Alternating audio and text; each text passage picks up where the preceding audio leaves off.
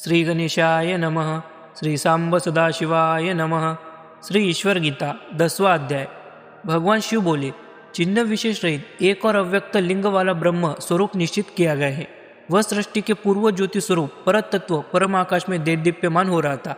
जो अव्यक्त कारण कहा जाता है वह अक्षर एवं परम पद निर्गुण सिद्धियों का विज्ञानी, जिसे विद्वान लोग ही देखने में समर्थ है। श्रुति जिस रूप में उसे लिंग कहती है उसे वे ही मुमुक्ष ज्ञानी यथार्थ रूप से देख सकते हैं, जिनके अंतःकरण के समस्त संकल्प नष्ट हो गए हैं और जिनकी तदाकार वृत्ति की भावना सर्वदा एक सी बनी रहती है। हे मुनिश्रेष्ठों, इसके अतिरिक्त मेरे स्वरूप को कोई नहीं देख सकता है। न कोई ऐसा ज्ञानी है जिससे मुझ पर ब्रह्म का स्वरूप यथावत जाना जा सके। इस परम उत्कृष्ट ज्ञान को केवल विद्वान लोग ही जानते हैं। इस ज्ञान से भिन्न जितना ज्ञान है वह सब क्षणभंगुर मायामय समझना चाहिए।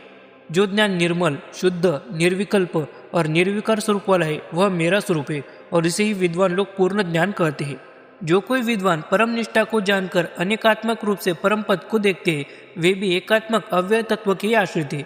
जो कोई निश्चल भक्ति से परम तत्व को एक या अनेक रूप से देखते हैं उन्हें भी तदात्मा की जानना योग्य है, क्योंकि वे भी साक्षात सात्वरूप मुझ परमेश्वर देव के देखने वाले हैं। उस तत्व का रूप नित्य, आनंद, निर्विकल्प और सत्य रूप वाला है। अतएव दोनों की एक ही गति है। दूसरे लोग अपनी आत्मा में रमन करने वाले एवं शांत वृत्ति वाले परम अव्यक्त स्वरूप आत्मदेव को परमानंद, सर्वत्रगामी तथा जगदात्मक रूप से सदैव भजते हैं।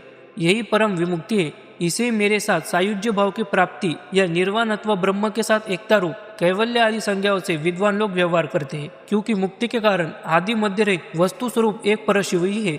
वही ईश्वर महादेव आदि संज्ञाओं से बोधित होते हैं। उन्हें ही जानकर मनुष्य मुक्त हो जाता है। श्रुति भी इसी अर्थ को पुष्ट करती है। उस महेश्वर को जानकर मुमुक्षु मृत्यु रहित स्थान को प्राप्त होता है। इसे छोड़कर और कोई मुक्ति का मार्ग नहीं है।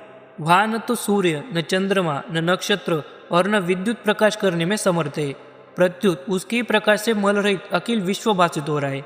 वह तत्व जिससे विश्व का उदय होता है निष्कल, निर्विकल्प, शुद्ध रूप से प्रकाशित हो रहा है एवं विश्व रचना तथा चैतन्य तत्व के मिश्रण में अचल स्वरूप वाले जिस तत्व को ब्रह्मवेत्तागण देखते हैं वही ईश है। नित्य, आनंद, अमृत, सत्य रूप और शुद्ध रूप से समस्त वेद परमात्मा के स्वरूप का प्रतिपादन करते हैं।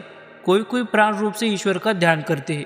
इस प्रकार यह निश्चित अर्थ है कि वहाँ न पृथ्वी, जल, अग्नि, वायु, आकाश, न वृद्धि, न मन अथवा चेतन प्राण है। उस परम आकाश में तो केवल एक शिव तत्व जो धोतात्मक स्वरूप वाला है प्रकाशित हो रहा है। हे ऋषियों, यह परम रहस्य ज्ञान जो समस्त वेदों में एक सही कहा गया है मैंने आप सबको सुनाया।